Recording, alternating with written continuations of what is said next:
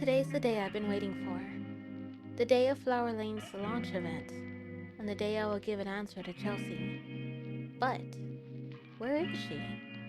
It's impossible to find Chelsea even though she's usually the center of attention. Granted, we are at a packed event. Chelsea?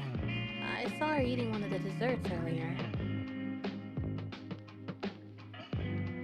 Chelsea? She was talking to some magazine editor. But it seems like everyone except me saw her. It's as if she's avoiding me. It's probably just my imagination, though. Surely she wouldn't be avoiding me after confessing to... Come to think of it, she would. But I don't get time to think about it further. Flower Lane, our first brand, turns out more successful than any of us expected. So many name cards. After countless praises, cheers, and applause, Chelsea finally starts the brand presentations. I'm glad to be introducing Flower Lane to so many honored guests today. My name is Chelsea Flint, and I'm the director of the new body care line. I add to the applause as well, and cheer for my star shining brighter than anyone else. Maybe this was how we were meant to be. Our journey towards each other is finally coming to a hopeful end.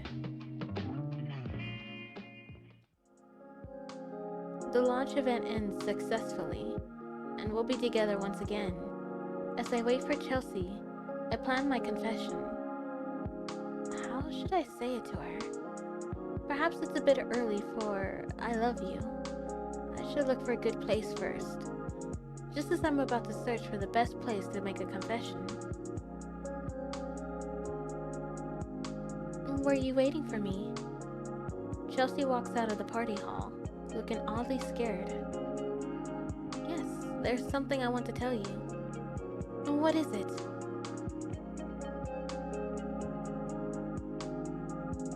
But I don't think this is the place.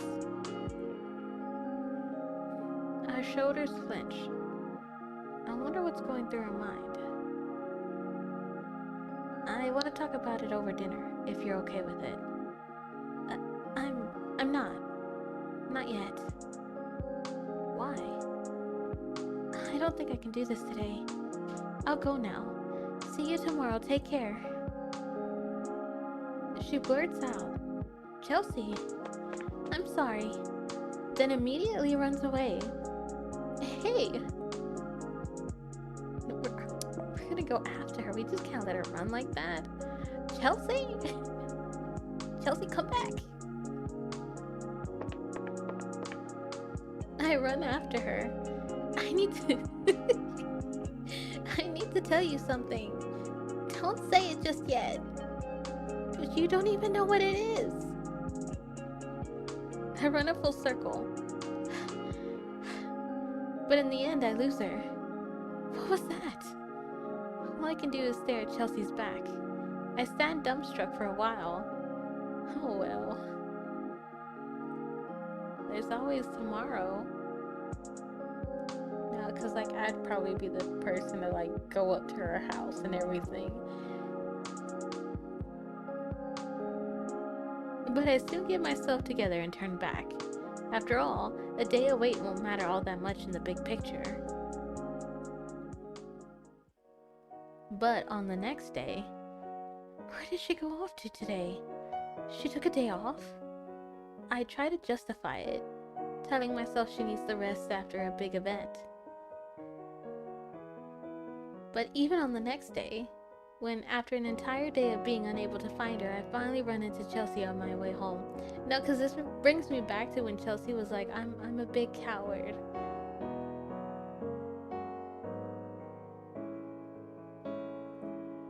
Director Flint, I have a meeting tonight. See you tomorrow. She makes an excuse and disappears. There's no way she has a meeting at this hour. She's avoiding me. I'm sure of it. I bind my hair up, determined to confess to Chelsea as soon as I can.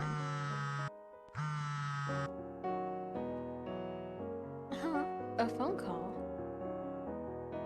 Just then, I get a call from Kiera.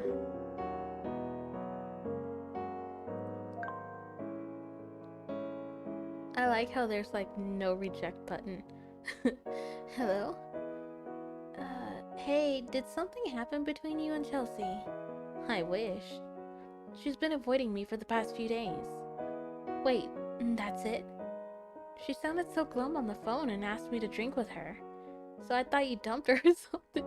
We didn't even get a chance. I mean, not that we were going to, but like we didn't even get a chance to even start the relationship. What? That's ridiculous. So did you agree? Yeah, she called me to her office. Well, you don't need to go. I'll go and tell her there's no reason for her to drink. So, so it's a happy ending then. Tell me the details later. Alright, will do. Okay, bye. I turn around and head to the director's office. I open the office door and find Chelsea laying on the desk face down. The way she's sprawled on the desk makes her small back look even smaller. She looks so miserable. Kiera. A hoarse voice comes out of her lips. I cross my arms and listen, pretending to be Kiera. And Digi says she has something to tell me. I think she's going to dump me. For real this time. What am I supposed to do now? I'm gonna die. Where did she get that idea? I sigh and...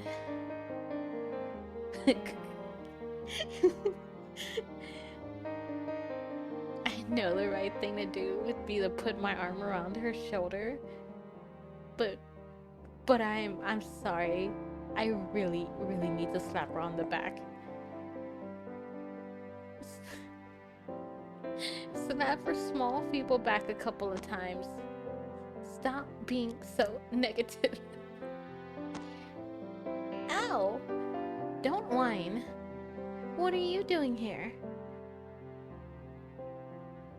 She looks confused and slightly scared at the same time.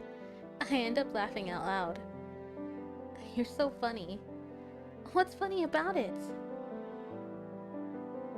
In the end, I hold her small head in my arms. You're not going to die. At least not until we're old and gray. And pour my heart out to her. I love you too. I'll keep saying it till you believe it. I'll love you every day. So don't run away. I don't want to see your back either. She answers with a sniff. Huh? A childlike sniffle. Are you crying? She shakes her head, but I can see wet spots form in her blouse. Alright, alright.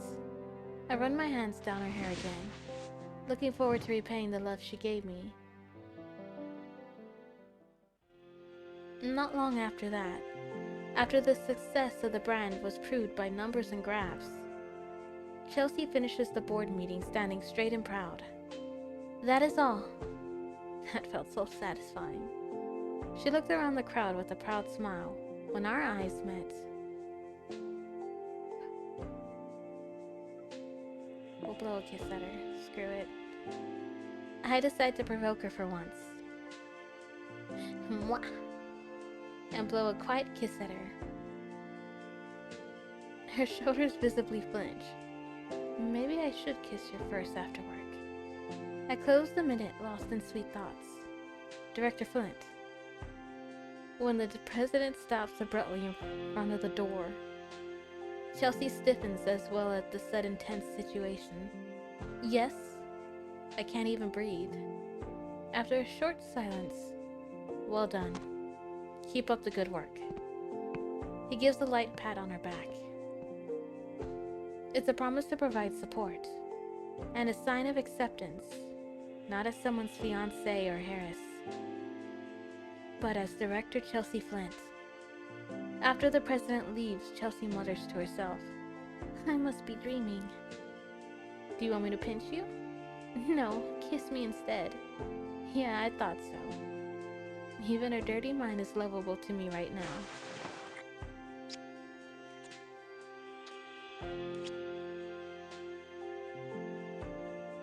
I hold her face in my hands and kiss her. My springtime that found my way back to me just in time. Even after 7 years, the one thing that hasn't changed is... Hey, Chelsea schemes. I bought new bathrobes. Want to come and try them out after work? No. Why? Because I know you won't stop there. The last time we bought matching pajamas, you... We're in a market, Digi. So you swear you won't do anything else? I swear, I'll just put them on you. Baloney. Just then, a vendor shouts. No, don't listen to him. As if he's trying to point out Chelsea's lie. The man has just jumped right into the conversation. Yeah, I think I'll pass. Failed again. But she doesn't give up. This new hot chocolate's pretty good. It's my favorite. You know, it tastes better with marshmallows. Really? I can make one for you, if you drop by my house later. She probably won't stop at that. But then again, I might as well go along with her today. Alright. Alright. I nod. I like going to her house anyway. Can I ask you something? You can ask me anything. Okay. Why do you like at-home dates so much? To be honest, I feel like we're married. What? Whenever I turn around and see you,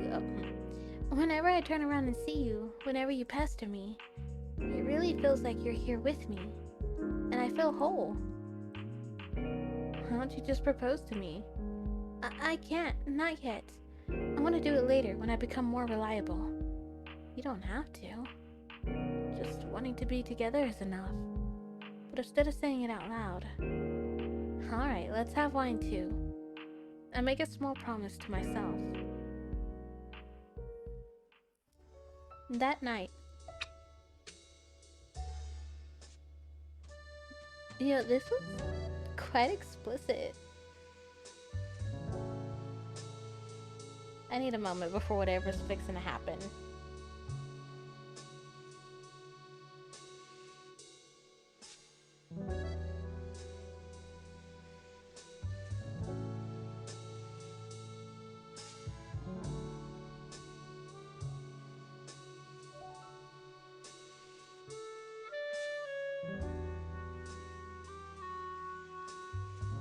Okay, let's get started.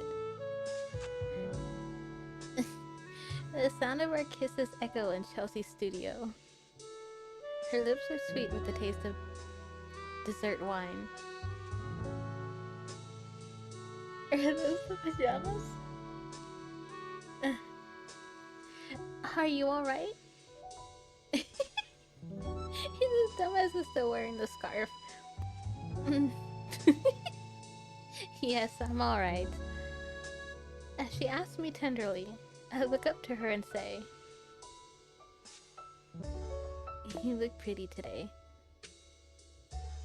Exactly what I think of her. Oh, that's embarrassing. You sure aren't acting like it, though. No, really. Okay. I close my eyes, focusing on the quiet heartbeats, the heat, and her loving touches.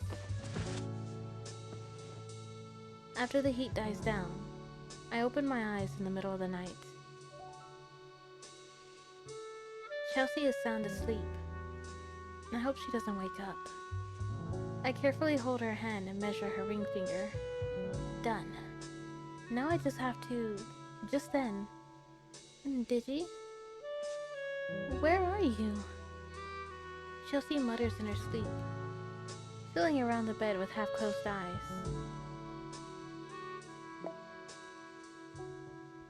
I kiss her exposed face, over and over again. Soon she smiles like a child. Fortunately, it doesn't seem like she noticed. I lie down next to her once again with a sigh of relief. The night is sweet, and even Chelsea's soft breath sounds like music to me. A couple of days later... Hey, honey, when will the samples for the face mist and scrubs be ready. In the afternoon. You should visit the research building later. And then let's have lunch first. What do you want? I thought maybe we could... You have a luncheon with the president today. Oh. I look at her dejected face. Now seems like a good time. And speak up. Aren't you going to wear the ring? You mean the fake one? I don't need it anymore. The marriage talk stopped anyway. Gonna think of it, I should get rid of it now. Where did you put it? In the outer pockets of my keys. Actually, I might as well declutter, huh? Instead of the fake ring, Chelsea pulls out the new ring I slipped in her purse. Oh, what's this? Our wedding ring.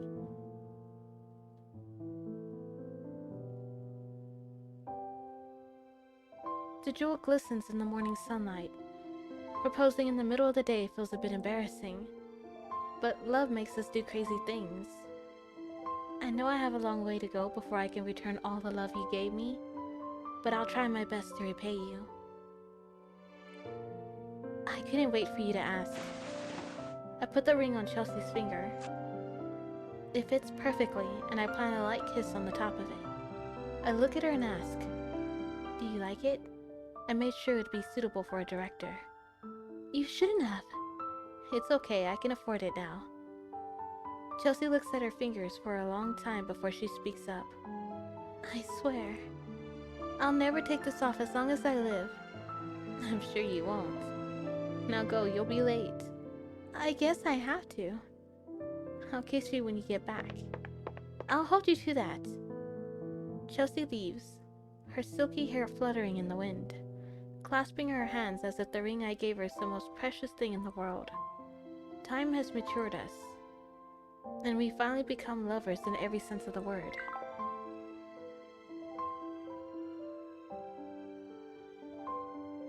See the bonus story. A quick break though for me.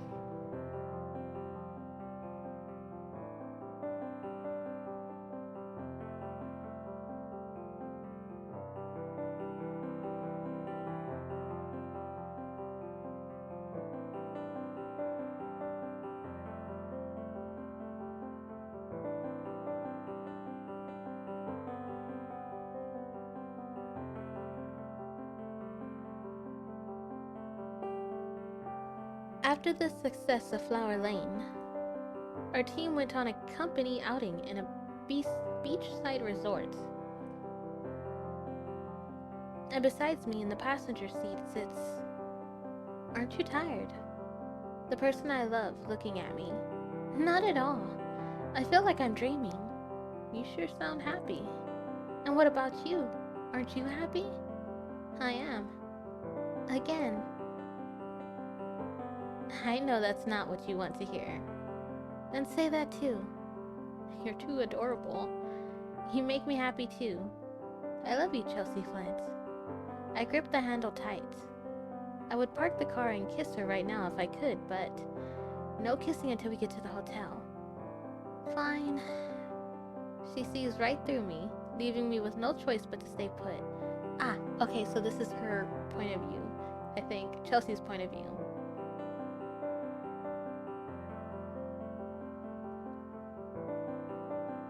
We arrive at our destination hours later. I look around and see people talking, unpacking, and relaxing in general. That was a long drive. Aren't you tired? I'm fine. When should I tell everyone to gather around then? You don't need to. What? I couldn't care less about corporate philosophy or training. The sole purpose of this workshop is to reward everyone for their hard work. You don't have to do anything. Just indulge yourselves. You earned it. Awesome. I'll go now. I have something else to do. I smile at Digi, who's just picked up the keys from the reception desk. Miss Jones, may I come in? Miss Jones, may I join in? Yes, I'm alone. I look around the empty room once again, then hide my shoes before jumping into her arms. Where are the others? They want to take the sunset cruise. What's the point of going on a cruise just to see a sunset? I guess it looks pretty. It can't be prettier than you, though. That's so corny. No, really. Every part of you is beautiful. I plant one kiss on her flushed cheeks, then another on her lips.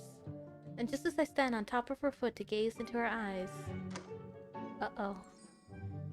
An unexpected sound comes from the door. It's locked. Do you have the key? Hold on, where did I put it? People whisper from outside the door. I whisper hurriedly. What do we do?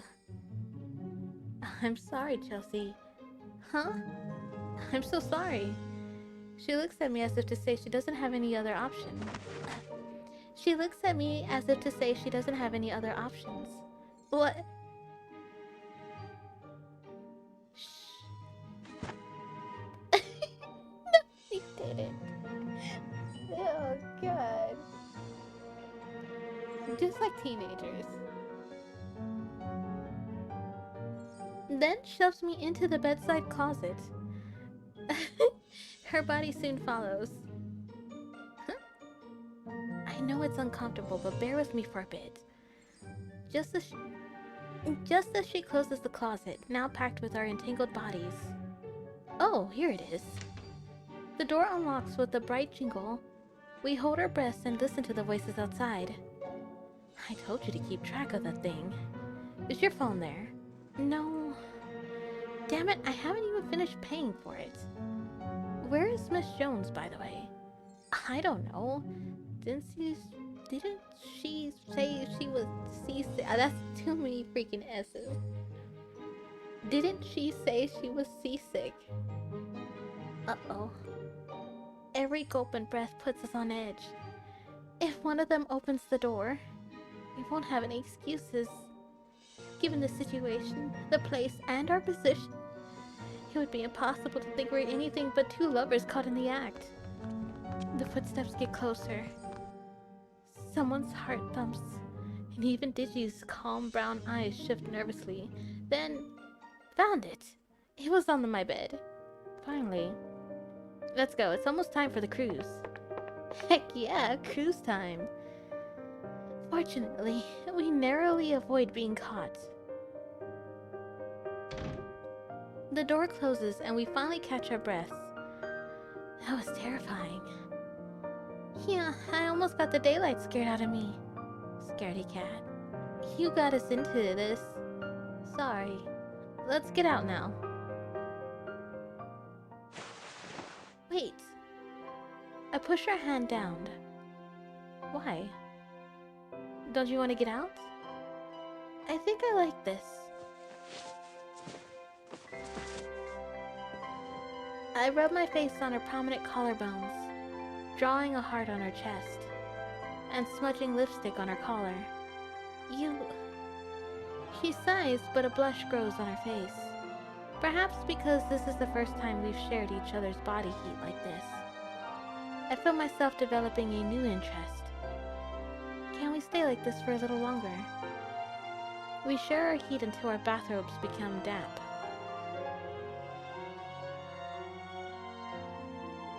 When the sunset cruise returns, we're greeted with a lavish dinner and expensive drinks. A toast. To Flower Lane. To Flower Lane. Everywhere I look, people clink their glasses together, smiling. It's no longer just a fantasy. Director Flint. Yes? You should make a toast too. I'll keep it short. I stand as the ocean air blows in my face, holding a glass in my hand and looking at everyone. Thank you, everyone. This wouldn't have been possible without your trust and cooperation. I hope we can continue to go on like this, and keep on improving. Cheers.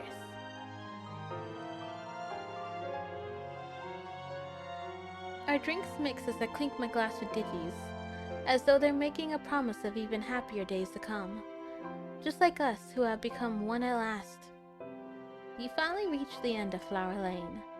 Thank you for following your love to the end.